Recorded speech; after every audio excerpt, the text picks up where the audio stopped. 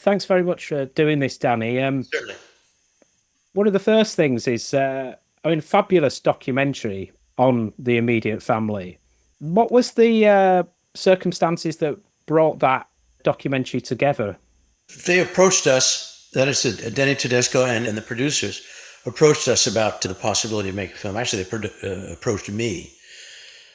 They were talked into it, or it was brought to their attention by Lisa Roy, the great Lisa Roy, who was a very well known and popular person in the audio world.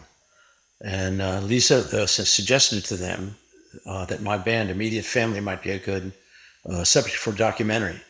So they met with me and they agreed because of the long history that I've had and that we've had, that all of us have had in the band. And in a way, certainly from the director's perspective, Denny Tedesco, you guys were almost the 70s equivalent of the Wrecking Crew, but for a different age. We weren't exactly like the Wrecking Crew.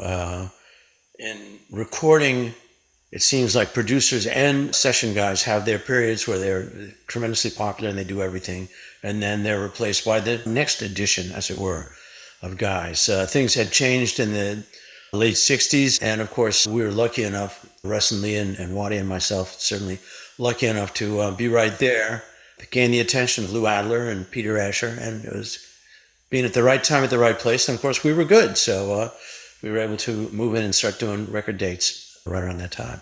And it's been just less than a decade that you've been recording as the immediate family. What were the circumstances that brought you guys together as a group in its current incarnation?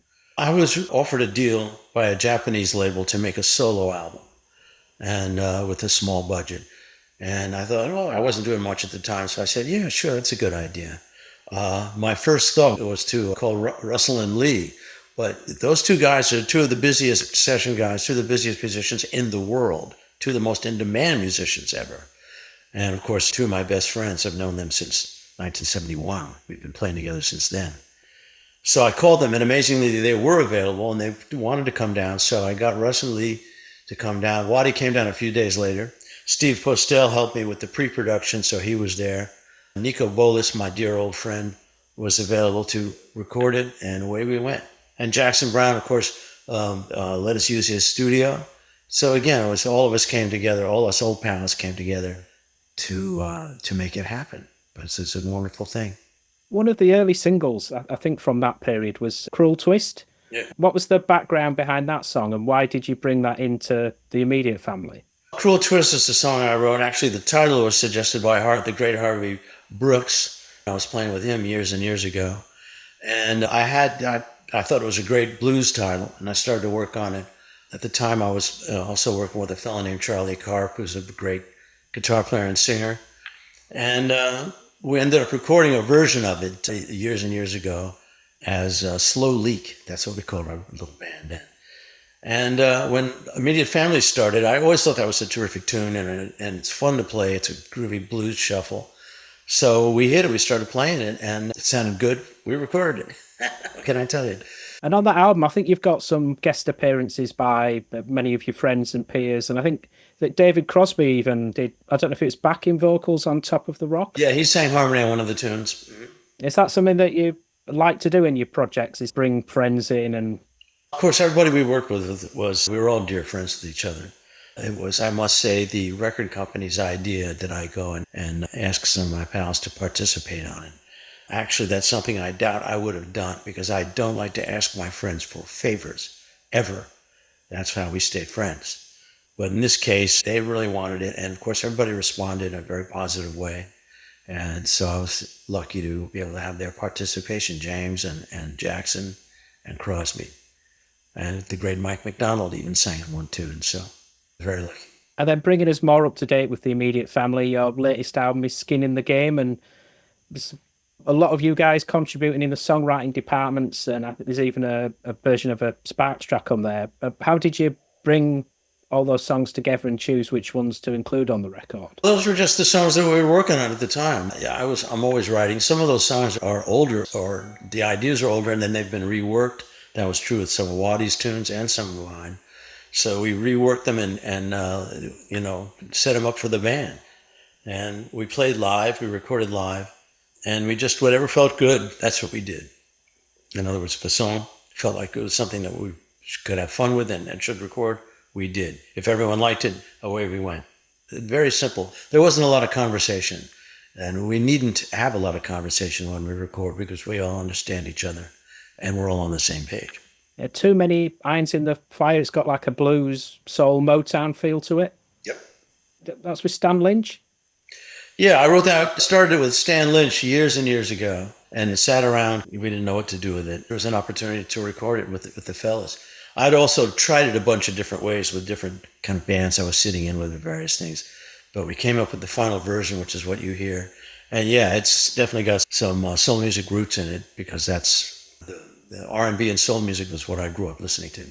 Yeah, I'm watching the documentary on the immediate family. It does cover a little bit of that time with you back in the 1960s, and it's amazing to think how even by the mid 60s you knew James Taylor. I think your first band was it King Bees. You toured with Peter Asher when he was in Peter and Gordon, so things were setting into place even at that early stage.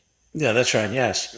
Yeah, I was lucky enough to meet Peter. My band, the King Bees, was hired to back up Peter and Gordon on a short East Coast tour, and that's where I met Peter, and we became good friends and stayed that way, and still are, of course.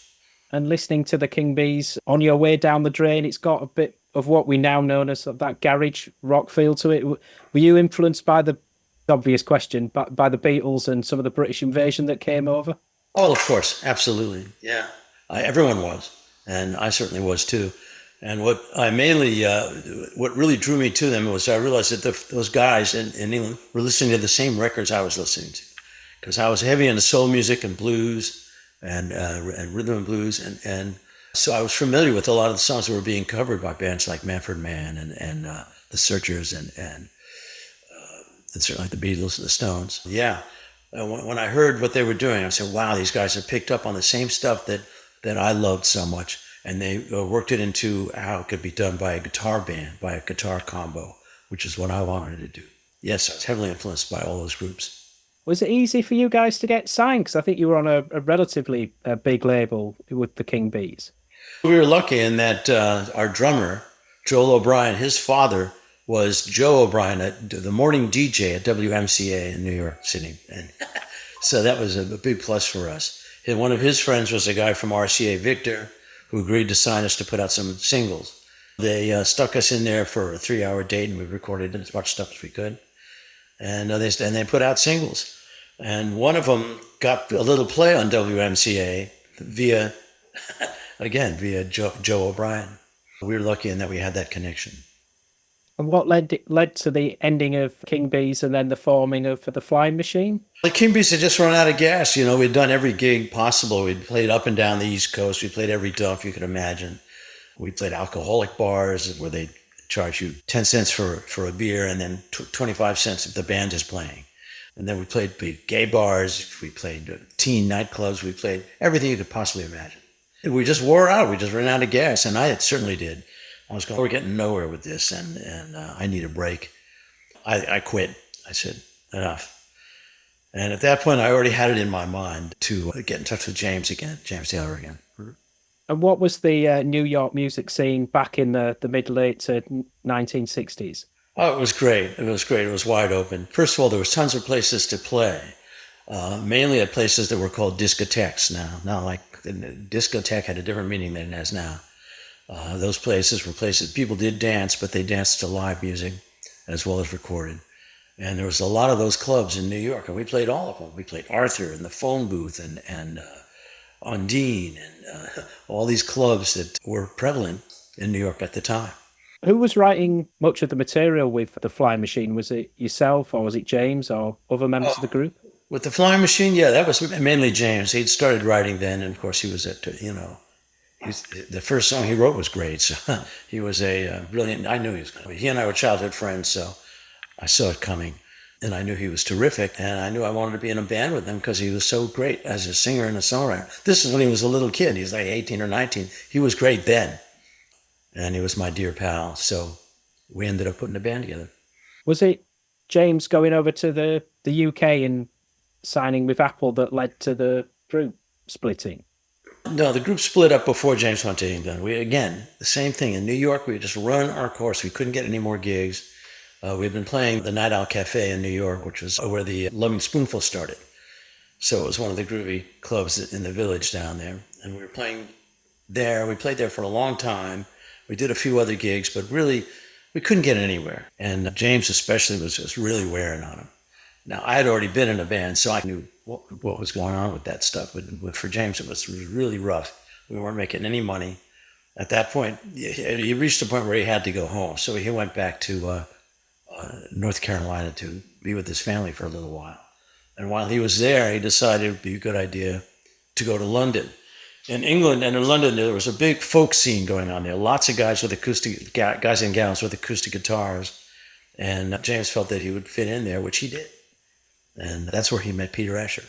There seemed to be a trend from the late 60s. Maybe the Mamas and Papas were a few years earlier, of artists based in the New York area to go over to LA where it was warmer, and then a scene started to develop in Laurel Canyon. Was it just a natural thing to go where it was warmer and where many artists were going? Yeah, it was. New York was a closed scene. It was very difficult to break into the session scene. And it wasn't really what I wanted to do. The musicians in New York, you've got to be able to play in the pit bands of the Broadway shows. You got to be able to do jingles. That's a big part of the recording industry, or was at the time. And I wasn't interested in that. I wanted to be in a rock and roll band like the Beatles. And also, I was freezing my ass off in New York, and I got really tired of it. And so when I was offered a gig to play with an LA band, I said, let's go. And I moved there, even though I didn't know a soul. I knew I had to get out of New York, and I did. And it turned out to be very fortuitous for me. It was the perfect timing to be in Los Angeles. Was it Clear Light? And how long, if so, how long did that last? Very short period of time. They were already on the outs with each other and with the label, and they had fired, or the guitar player had quit, and they needed another guitar player right away. I auditioned, got the gig. This is in New York. I got the gig, realizing I would have to go to Los Angeles to be in this band. But at that time, I was ready for a change. I needed a change, and so I was glad to have the opportunity to go to Los Angeles. Did you know Carole King while you were in York? Because it seems that Yeah, she I met made... Carole in New York. Carole came down and saw our band Flying Machine at the Night Owl Cafe. I was pals with a guy named Charlie Larkey, who was a bass player in a band that also played at the Night Owl. And we were pals, so he was dating Carole. He was going out with Carole at the time. So he brought her down to hear our band, and that's where I met her. And it's a really great thing that I did. And she started calling me to play on her demos, on Goffin and King demos. And that's really how I learned to play songs in the studio. That she was an absolutely brilliant arranger and writer, but also a brilliant producer. And I learned a tremendous amount from her. It's just, she was an incredible opportunity to work with her at such a young age. And so did she come to LA slightly later than you then? That's right, yeah. We all moved there around the same period of time, within a few months of each other, yeah. The material that you did with Carole in the group, The City, seems to be one of the great lost, I don't know if lost is the right terms, but certainly material that should be appreciated even more than it is, given that it wasn't successful at the time. How did The City come together? Was it just that you were all collaborating anyway? We were all collaborating. I was over there all the time at Carole's place. We both lived in Laurel Canyon, all of us lived there. And I was going over to her place a lot to jam with her and Charlie. Lou Adler recognized Carole's brilliance, and he wanted her to be a solo artist and make an album. But she felt very insecure about being a solo artist, so she wanted to present herself in the context of a group. So Charlie and I and Carole became a group. We called ourselves The City, or Lou called us The City. And we went in the studio and recorded, and that was the first time I got to do real big-time sessions with a genius like Lou Adler, who's one of the great record producers ever. So it was a great experience. Making that City album was a great experience. And those songs are terrific on there. I wish that album would be rediscovered because the songwriting is so brilliant. Yeah, Man Without a Dream, and it sounds like a group. You're almost duetting with her on some of that material. I was, very insecure. We were both very insecure about singing. Neither of us were professional singers. I had been in bands and sung rock and roll, but I didn't consider myself that great of a singer. But Carole was very encouraging in that area. We had a great time. That's for sure. And I learned a tremendous amount again. Was it the faith of Lou Adler that meant that Carole recorded Writer, the album, which again wasn't a massive success, but was it the faith in Carole and the people around her, the musicians like yourself, that was key in persevering for the eventual success of Tapestry? That's right. Well, Lou had definitely had faith in Carole. He knew that Carole was a brilliant artist. It had the potential to be a brilliant artist. We didn't hit it with The City and Writer, which also has great songs on it, terrific songs. That didn't hit either. But the third one, Tapestry, obviously did hit. That's due to Lou Adler's vision and his ability as a great record producer. Watching the documentary on the immediate family, it seems like the material for Tapestry, given that you were playing together, just came out really quickly and naturally. Like it's too late. You're required to do a solo. It just came. That's right, yeah. It's Too Late. That was one of 3 tunes we did that day. We recorded very quickly, and the whole album was done in about two weeks, I think, including mixing. I mean, it was done very quickly and efficiently. And so, yeah, Carole said, "We'll play a solo here." And okay, so I did. Played it off the floor. It's good that I didn't have too much time to think about it. And then, so when did James come back from the UK after his Apple album? Because obviously the scene that you've got there, you've been working with Carole, you know James already. Right. Was it yourself that introduced Carole to James, for example? Yeah. Mm-hmm. Yeah, basically, I brought James over. When I met Carole, I dragged James over to, James was very shy, at the Night Owl, dragged him over and introduced him to Carole right there. Then we all ended up in Los Angeles. Peter had left Apple. He signed James to Apple originally, but Apple was in bad shape. So Peter wanted to get James on Warner Brothers. So he came over. I think he slept on my couch while he was negotiating the deal. Peter did, and he got a deal at Warner Brothers for James, and that's when we made Sweet Baby James, and off it went. All hell broke loose after that. James Taylor, one of the greatest songwriters of all time, he was still receptive to your material like Machine Gun Kelly. That must have been fantastic for him to welcome your material. How did that work out? Absolutely. I just played him the song, and not with any intention of him recording it. I had no idea what I'm just going to do about it. But he and we grew up and learned how to play music together. We were childhood buddies. If I had a song that I thought was good, I wanted to play it for him to see what he thought about it. He was in the need of material. That was on the Mudslide Slim album.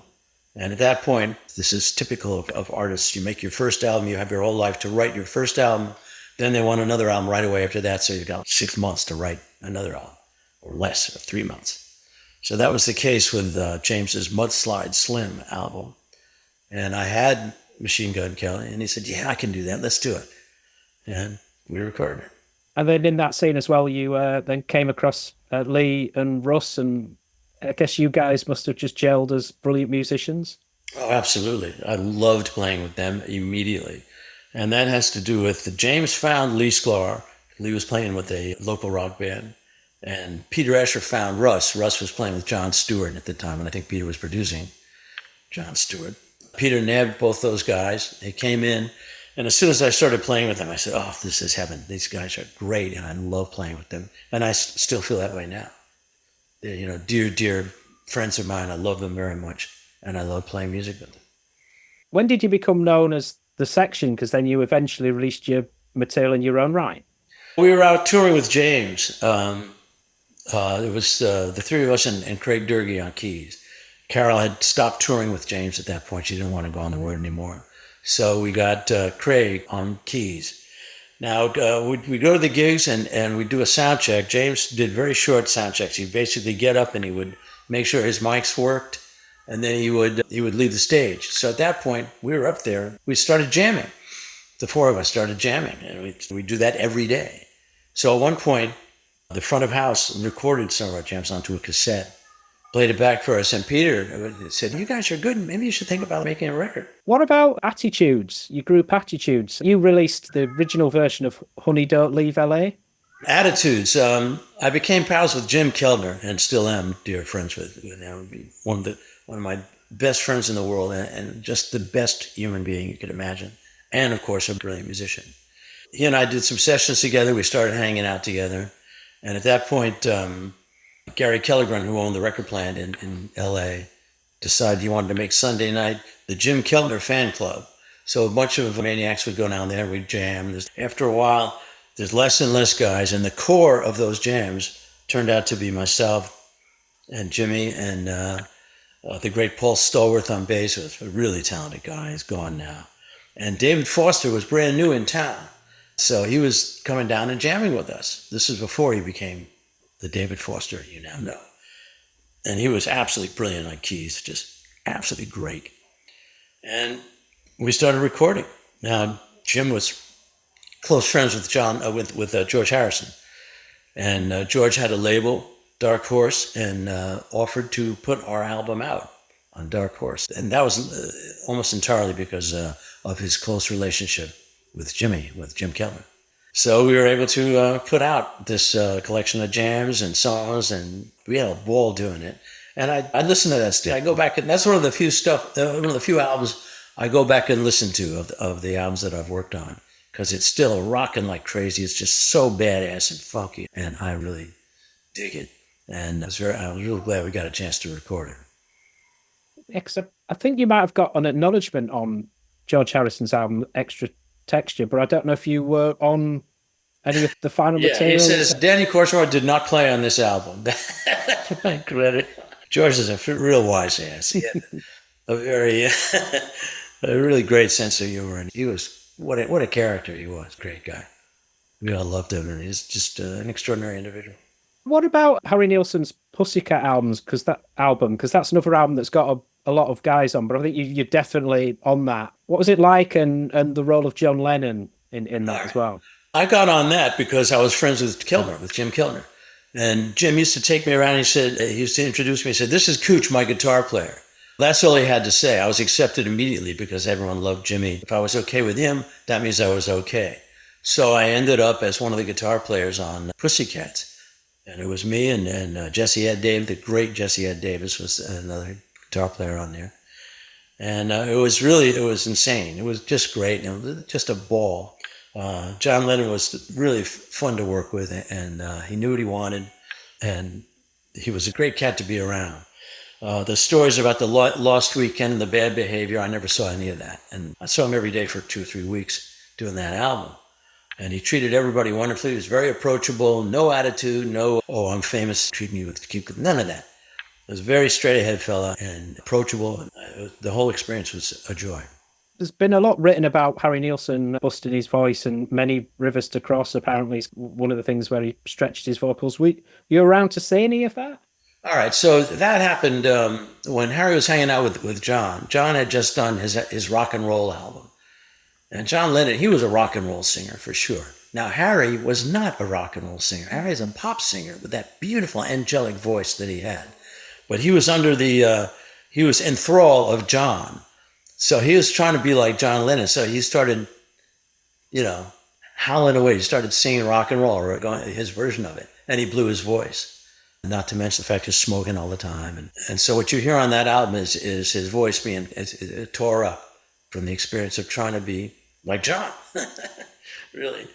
And I still think he sounded great but in a different way than that beautiful, sweet, wonderful voice that he was known for. When did you start working with Jackson Browne? I knew Jackson when he was like 18 or 19. That's when I met him. And he used to hitchhike over to my place, and we'd play music together. And everyone knew everyone back then. It wasn't a big deal. And I went down to see him play. This is before he made his album at this little club. There was maybe 50 or 60 people there. And he was great. He was so Jackson-like. He was just great. I was really happy. I already was friends with him, like I said. But I didn't realize what a terrific performer he was. And he did song after song. Just brilliant. So when he went to do, I think I played on the single version of Rock Me on the Water. And when he went to do Running on Empty, he called all of us. He called the section because he knew that what he wanted to do was record new material live. So he needed cats that could do that. There was no question that we'd be able to do it. We were those guys. And so he hired us all to come out and do Running on Empty with him, which was an absolute joy. What led to Jackson working with you on Somebody's Baby? So Somebody's Baby, that came from our pal Cameron was involved in the movie of Fast Times at Ridgemont High. It's based on his novel. And we were all pals with Cameron. And he was asking all of us, that is to say me and Henley and Springsteen and Jackson and a bunch of other people, to write songs for the soundtrack. I had the idea of Somebody's Baby. I had the chord changes and the hook, Must Be Somebody's Baby, and the guitar parts. And I said, I must see if Jackson wants to get involved in this, because Jackson was one of the people that had been asked to come up with a song. So I went over there. We all lived right off of Mulholland Drive in Los Angeles. I drove over there, played him what I had, and he started putting it together, and it started to turn into what you hear. Listen, so which I was really excited about, because it started to get better and better. And the more he worked on it, it started to really get great. But this is very different for Jackson. Jackson wasn't writing pop songs. His songs were about the human condition, about stuff that was deeper than pop songs. He felt this was a kind of fluffy, lightweight pop song, but it was fine for the soundtrack album to Fast Times. But he didn't want to put it on his solo album, like I said, because it didn't fit the rest of his stuff. It didn't have the same message as the rest of his songs. But obviously came out and did very well. And now he's thrilled with it, and he does it all the time in his show. He realizes it's a terrific pop song and that he should be proud of it. And now he is. That's what happens. And you had quite a fruitful partnership with Don Henley in the 1980s. What led to you guys working together? Was it just that you had a history with each other in the 70s? Like I said, everybody knew everybody. We all went to the same parties together. I think I met him at a party at Peter Asher's. And we hung out and we were talking and we got along great right away. And so several years later, he felt compelled to make a solo album. The Eagles had broken up, or temporarily broken up as it turned out. At the time, Glenn Frey had already made a solo album, which I played on. In fact, No Fun Allowed, I played on that album. Glenn was a great cat, very talented, and a lot of fun to be around. Now here comes Don. He wants to make a solo album. So he talked to a bunch of different people in LA trying to find somebody to collaborate with him. And I got the call to come up to his place, and I went up there, and after a couple of hours, he said, "So you want to work with me on this album?" I said, "Absolutely, let's go." And that's how it came together, and we started working, and we worked on 3 albums in the 80s. I wanted to close by circling back to the immediate family. I think there's a song that you did with Waddy on Skin in the Game, Fragile Heart. Was it something that you started off, or was that Waddy's first of all? Okay, so that started as Waddy's tune. He started that tune. And he had run into a brick wall with it. He had gotten so far with it, most of it. But he wanted me to work with him on the verses. So he came over and we fooled around with it and wrote a bunch of different versions. But it started with him. It was Waddy's original idea, for sure. But I was glad to jump in there. I love Waddy very much. He's one of my best friends. And I was glad to jump in and help. I love writing songs, and I love writing songs with my friends. And then have you got any dates lined up or plans for next year for the immediate family, 2025? Not really. It's very difficult to make plans for immediate family to go out and do gigs, because they're all very much in demand as sidemen. Russ and Lee go out with Lyle Lovett, and they tour with Lyle, and Lyle pays them well. Waddy is Stevie Nicks' musical director. And that's how they make their living. There's no way that immediate family can make them as much money as they can make doing these gigs, because we're just starting out. So it's very difficult to book tours, considering what the boys in the band have to do to make a living. Now with me, I'm a songwriter, so I make money off my songwriting, and I don't tour anymore. But the other boys, they have to do that. They have to tour. So it's difficult. I'm not sure exactly when we're going to start up again with immediate family. But if people don't have it, they should be getting skin in the game, and you've got quite a few albums to go back to. And thank you so much, Danny. It's been a pleasure to talk to you. Great. My pleasure. Thanks very much for having me. All right. Take care then. Bye-bye. Great. Thanks. Bye-bye now.